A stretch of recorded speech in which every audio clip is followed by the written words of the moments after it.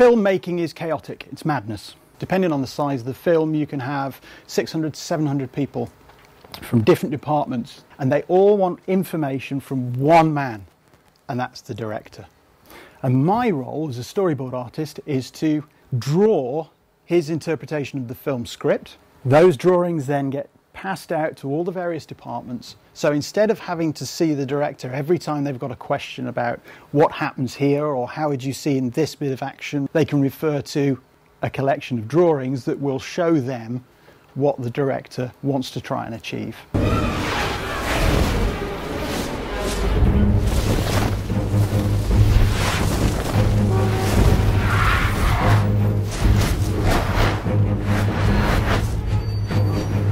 Some directors will be very, very shot specific, and they will tell you, I want a wide shot, then we punch in and we go to a 2-shot, then we go to an extreme close-up because I want to see the reaction in his eyes, and then we'll pull back to, and you'll literally get a shot list. And others will say, have a look at that sequence, see what you can come up with.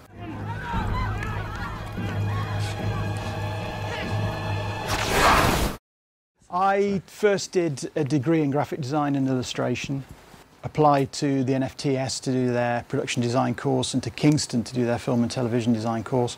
Went to Kingston, did the post-grad course at Kingston for a year. Slowly went into art direction, assisting and art directing, set dressing, prop buying, all the time knowing that what I really want to do was storyboarding. But you know, it's where you get work at that early stage to try and get a crust and put your name around, get known, and slowly it grows from that. I then did a really appalling program called Space Precinct, and I had 15 months storyboarding and have carried on storyboarding ever since.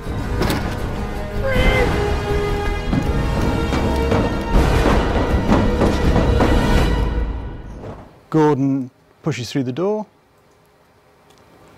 Batman stops, Gordon pulls his revolver, moves towards him, over Gordon's shoulder onto Batman, close up Gordon, Batman runs, jumps. There are some variations, there always will be, but not a great deal of difference between that sequence and the way that it was drawn. And that will have helped everybody, the people on location, to actually worked out where the camera's going to go, what they're likely to see in terms of backgrounds, if there are any CG shots or topping up of sets or things like that.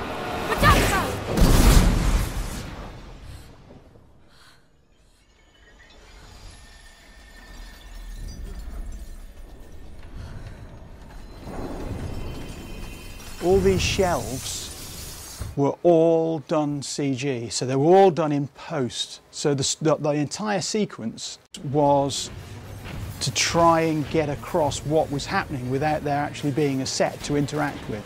So as these shelves start to domino and chase after the children, the balls start to fall. These globes, these glass spheres, and then they come round the corners. You've got low angle as they come round.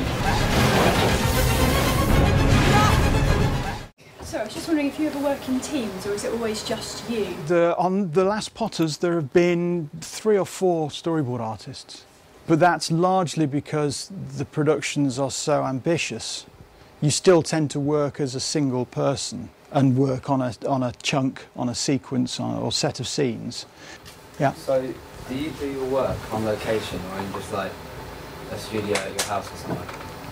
I don't like working at home, because I don't have A, all the facilities, and B, all the reference. You know, things are happening, draftsmen are drawing on drawing boards, set changes are happening day in and day out. So if you're in amongst it in a studio environment, you get to learn about it a lot quicker. So instead of doing a sequence and then finding out the set's changed, you find out about it halfway through.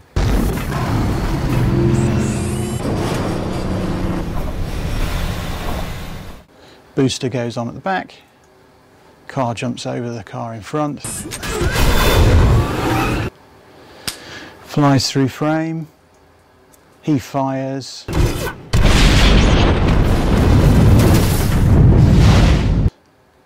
and the Batmobile takes the brunt of the explosion rather than the armoured car. What's the best and worst aspects of your job? The best best aspect of my job is that I get to draw all day long. I love drawing, it's great, I can get paid for doing what is essentially a hobby. The worst aspect is perhaps the fact that you can see work, weeks of work, torn up and put in the bin. Because somebody over in LA will suddenly think that they want to rewrite the script,